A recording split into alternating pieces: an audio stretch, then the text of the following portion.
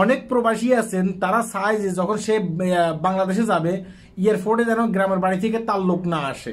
তার লোক যদি আসে অনেক ক্ষেত্রে বাড়তি খরচ, ওই লোকটাও অনেক ক্ষেত্রে হয়রানির শিকার হয়। এই কারণে গ্রাম থেকে যেন এয়ারপোর্টে তাকে নেওয়ার জন্য লোক না আসে। তখন সে কি করে, আপনার বিদেশ থেকে যেতে অনেক ক্ষেত্রে দিনার নিয়ে যায়, রিয়েল নিয়ে যায়। এগুলো বাঙ্গানোর কথা কোথায়? এগুলো বাঙ্গাবে বাংলাদেশ এয়ারপোর্টে, যেখানে মানি এক্সচেঞ্জগুলো আছে এখানে বাঙ্গাবে। কিন্তু সে মানি এক্সচেঞ্জগুলো অনেক ক্ষেত্রে কি করে, তাদের পয়সা যখন কমে যায়, হ্যাঁ, দিনারের দাম যখন হয়ে যায়, এই কারণে তারা কি করে, তারা অনেক ক্ষেত্রে মানি এক্সেস করতে চায় না। বুঝতে পেরেছেন? এই অভিযোগগুলো কিন্তু আমরা অনেকবার পেয়েছি এবং কি আমাদের সাথেও, আমাদের অনেকের সাথে এই জিনিসগুলো কিন্তু ঘটতেছে। হ্যাঁ, আমরা এগুলো নিয়ে কথা বলতেছি না, প্রকাশ করতেছি না।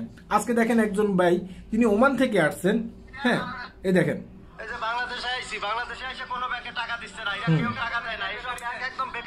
তিনি এয়ারপোর্টে আছেন এখন বর্তমানে, তিনি এয়ারপোর্টে আছেন। তিনি বলতেছেন যে কোনো মানি এক্সচেঞ্জে যদি টাকা না দেয় তাহলে এগুলো এয়ারপোর্টে রাখি লাভ হয়েছে কি? আমরা যে ওমান থেকে আসছি, রিয়াল নিয়ে আসছি, আমরা তাদেরকে রিয়াল দিচ্ছি। হ্যাঁ, রিয়ালের পরিবর্তে তারা আমাদেরকে বাংলা টাকা দেবে, আমরা গাড়ি ভাড়া দিয়ে দেশের গ্রামের বাড়িতে চলে যাব। কিন্তু তারা আমাদের সাথে কোনো কথাই বলতেছে না। আমরা যখন কথা বলতেছি তারা কোনো উত্তরে দিচ্ছে না। তাহলে এই মানি এক্সচেঞ্জগুলো এখানে রাখে লাভ হচ্ছে কি? বুঝতে পেরেছেন? এটা কিন্তু তিনি কাকে বলতেছেন? এটা কিন্তু কর্তৃপক্ষকে বলতেছেন। এখন কর্তৃপক্ষের কানের ভিতরে যদি ঢুকে আর কি এই কথাগুলো, হ্যাঁ দেখেন,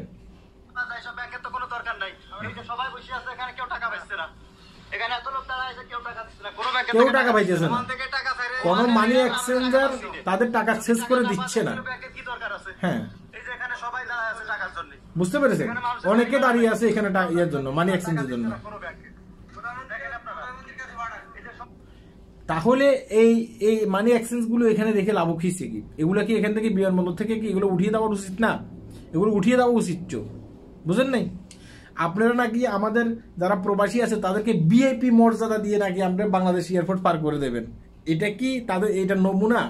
এটা কি এটা নমুনা? আর প্রশ্ন হচ্ছে এখানে, বুঝতে পেরেছেন? একজন প্রবাসী দীর্ঘ 5 থেকে 6 বছর পরে সে বাংলাদেশে যায়, বাংলাদেশ এয়ারপোর্টে নেমে যদি সে হয়রানির শিকার হয়, হ্যাঁ, তাহলে মানে এটা কি বলবো, তাহলে বাংলাদেশ সম্বন্ধে তার একটা মানে একটা ভিতরে একটা নেগেটিভতা সৃষ্টি হয়, তাই না?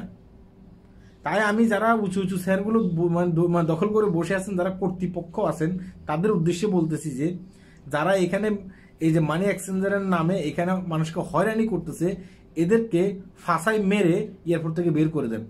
ভালো কাউকে এখানে বসান, যেন প্রবাসীরা হয়রানির শিকার না হয়। বুঝতে পেরেছেন বিষয়টা? হ্যাঁ, নয়তো এভাবে ভিডিও করে করে সোশ্যাল মিডিয়াতে ছাড়বে আর আপনারা নিজেরাই কিন্তু অপমান হবে। বুঝতে পেরেছেন? কোনো ব্যাংক, উনি ব্যাংক বলতেছে আর কি, মানি এক্সচেঞ্জার, কোনো মানি এক্সচেঞ্জার টাকা দিচ্ছে না। অনেকে এখানে কথা বলছে। হ্যাঁ,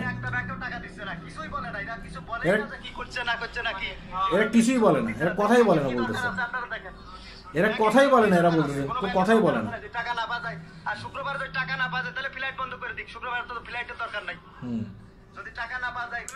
ওনারা বলতেছেন যে যদি শুক্রবারে মানি এক্সেস বন্ধ থাকে তাহলে ফ্লাইট বন্ধ করে দেন। শুক্রবারে বিভিন্ন দেশ থেকে লোক আসা বন্ধ হোক।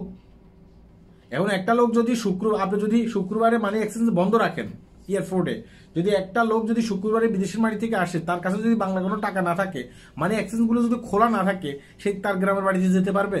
যেতে পারবে না তো, তাই না? তাহলে শুক্রবার হলে আপনারা বন্ধ রাখবেন, শনিবার হলে খোলা রাখবেন এয়ারপোর্টের ভিতরে। এগুলো আবার কি? হসপিটাল কি শুক্রবারে বন্ধ থাকে?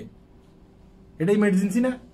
আর বিদেশ থেকে যখন লোক আসবে সেটাই ইমার্জেন্সি না? ইমার্জেন্সি জিনিসগুলো কি আপনারা খোলা রাখবেন না? সবাই ভালো থাকবেন, ভিডিওটি শেয়ার করবেন। আল্লাহ হাফেজ।